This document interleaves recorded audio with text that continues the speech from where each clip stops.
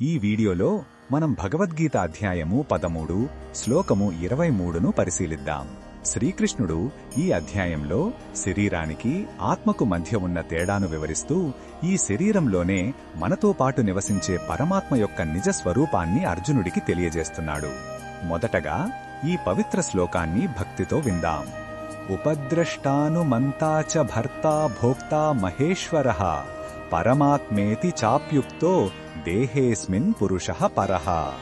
ఈ శ్లోకం అర్థమేమిటంటే, ఈ శరీరంలో జీవాత్మతో పాటు మరో దివ్యమైన పురుషుడు కూడా ఉన్నాడు. అతడే పరమాత్మ. ఆయన కేవలం సాక్షిగా, అంటే మన పనులన్నిటినీ గమనించేవాడిగా ఉంటాడు. మన కోరికలను బట్టి పనులు చేయడానికి అనుమతిని ఇచ్చేవాడు కూడా ఆయనే. ఈ శరీరాన్ని, ప్రకృతిని పోషించి నిలబెట్టేవాడు. అన్నిటికీ యజమాని, మహేశ్వరుడు. అన్ని యజ్ఞాల ఫలాలను అనుభవించే పరమ భోక్త కూడా ఆయనే. అతడే ఈ దేహంలో ఉన్న పరమాత్మ అని చెప్పబడింది. ఈ శ్లోకంలో ఉన్న భావం మనకు ఏమి చెప్తుందంటే, మనం ఎప్పుడూ ఒంటరి కాదనే గొప్ప భరోసాను ఈ శ్లోకమిస్తుంది.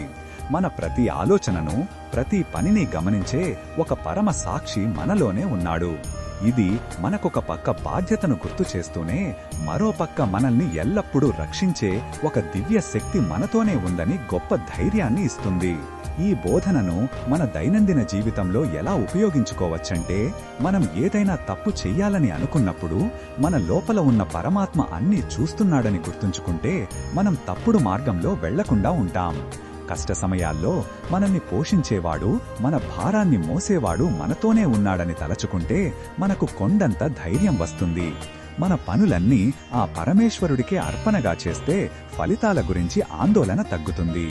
మరిన్ని భగవద్గీత శ్లోకాల అర్థాన్ని తెలుసుకోవాలంటే మా తదుపరి వీడియోలను తప్పకుండా చూడండి.